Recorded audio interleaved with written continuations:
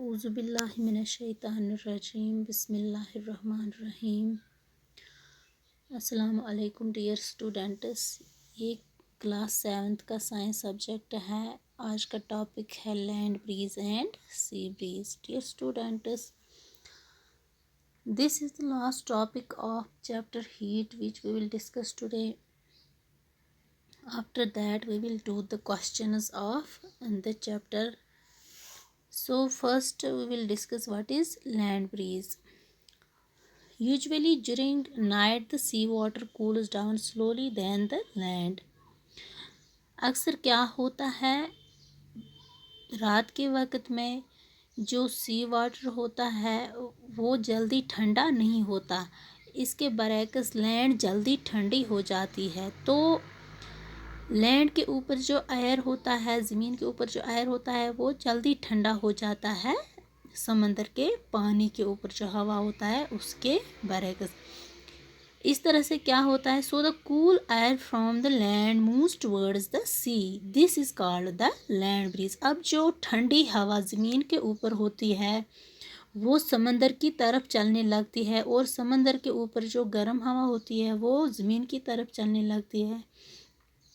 जो moment of cool air from land to sea होती है उसको हम बोलते हैं अब लैंड ब्रीज। ये इस तरह से एक साइकिल बनाते हैं।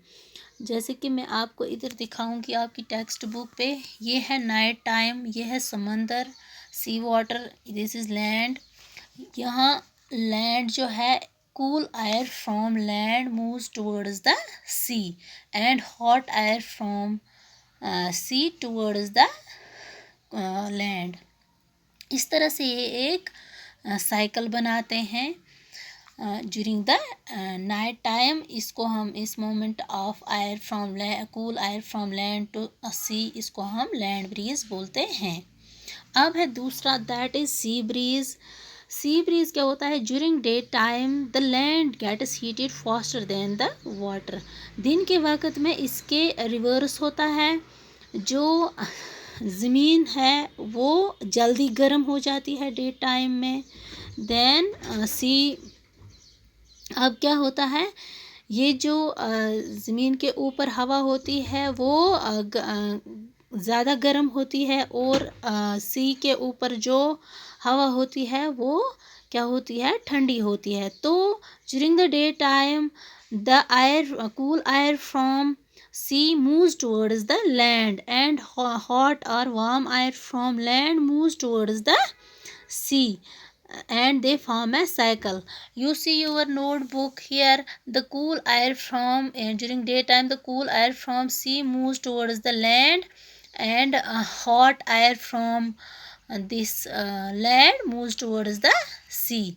इस तरह से जो ये moment of cool air from sea towards the land होती है इसको हम सी ब्रीज कहते हैं। अब है दूसरा टॉपिक कि what kinds of clothes we wear in summer and winter. तो बेटा आपको पता होना चाहिए कि आपको पता ही होगा कि जो लाइट कलर्ड क्लोथ्स होते हैं वो हम समर में पहनते हैं, और डार्क कलर्ड क्लोथ्स जो हैं वो हम विंटर में पहनते हैं।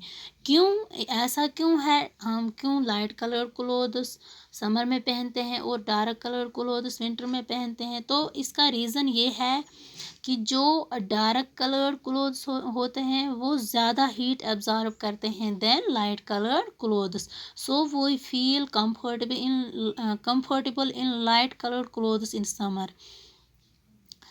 अब विंटर में हम क्या पहनते हैं, we wear woollen clothes also in winter. Also dark coloured भी पहनते हैं और वूलन भी पहनते हैं। क्यों पहनते हैं वूलन हम, because we feel warm in woolen clothes, and the woolen clothes are made of fibers which traps air inside them, and they do not allow the heat of our body to flow to the surroundings. ये जो fibre होता है woollen cloth का, ये अपने अंदर हवा को ट्रैप करके बंद करके रखता है इसीलिए हमारे बॉडी की हीट जो है वो, वार्मथ जो है वो फ्लो नहीं होती towards the surroundings. This is the reason why we uh, use dark colored clothes in winter and light colored clothes in summer.